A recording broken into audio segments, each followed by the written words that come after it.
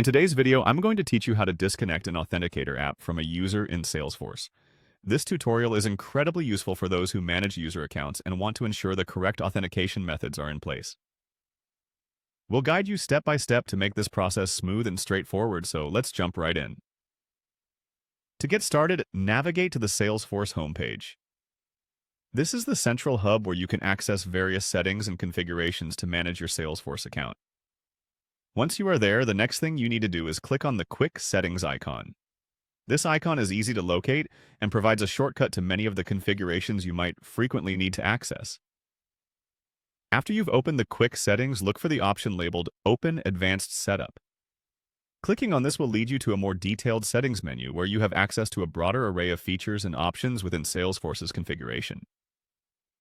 Now that you're in the Advanced Setup, look for the search bar at the top of the page.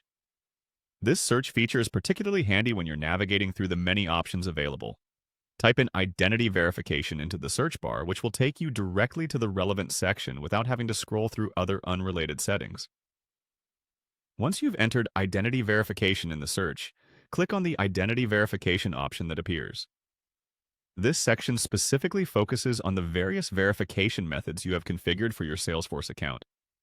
These settings are crucial because they determine the security level for user logins and the methods used to verify user identities. Within the Identity Verification settings, focus on the section called Verification Methods. Here you will see a series of checkboxes related to different verification options. It's important to make sure that any checkboxes related to the Authenticator app you wish to disconnect are unchecked. Unchecking these boxes disables those specific methods for user verification. Next, you'll want to ensure a particular checkbox labeled U2F or Web Authenticator is also unchecked. This step is necessary because it impacts whether or not users can use these methods for logging in.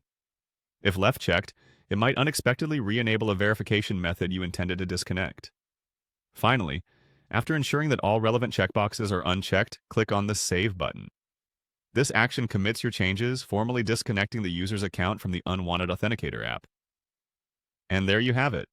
By following these steps, you've successfully disconnected an Authenticator app from a Salesforce user account.